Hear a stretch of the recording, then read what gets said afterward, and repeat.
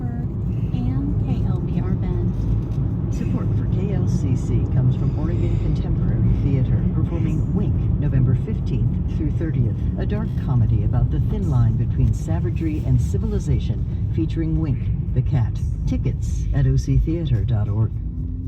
Support for KLCC comes from the Eugene Police Department Public Information Office and EARS. EPD is utilizing the Community Safety Payroll Tax to add staffing, including 18 patrol officers and 4 sergeants. There's more information at eugene-or.gov.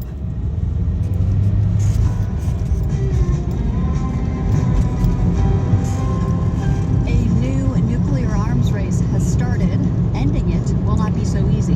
There are more drivers on the nuclear highway, and there are much fewer traffic lights. I'm Carolyn Beeler. How China is playing catch-up with the U.S. and Russia by expanding its nuclear forces. So down. Also today, what it was like being the youngest The edge of the world games and comics close to the Highway 99. I know, it Prime was, Minister Sanna Marin. There was this moral panic.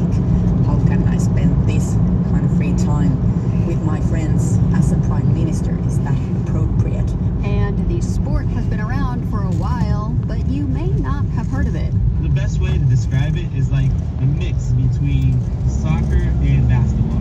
We've got all those stories and more today on The World. Live from NPR News in Washington, I'm Rylan Barton. Georgia Republican Congresswoman Marjorie Taylor Greene is resigning after a public falling out with President Trump through much of his second term. In a post online, Yeah, Highway 99. Attacks over the release of files related to convicted sex offender Jeffrey Epstein motivated her departure.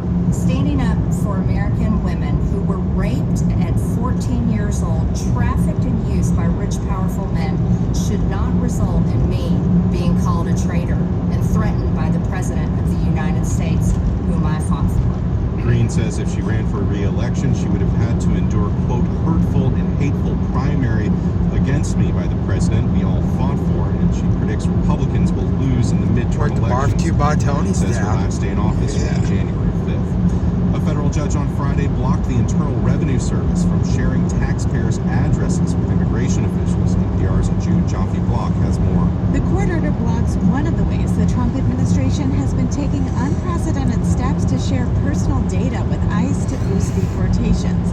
Back in August, the IRS turned over the addresses of 47,000 people to ICE. The judge found that data sharing was unlawful. The order bars Treasury Secretary Scott Bessent from sharing confidential taxpayer information with the Department of Homeland Security or its sub-agencies, unless the government is directly engaged in a relevant criminal investigation. The order is a victory for the small businesses, unions, and tax assistance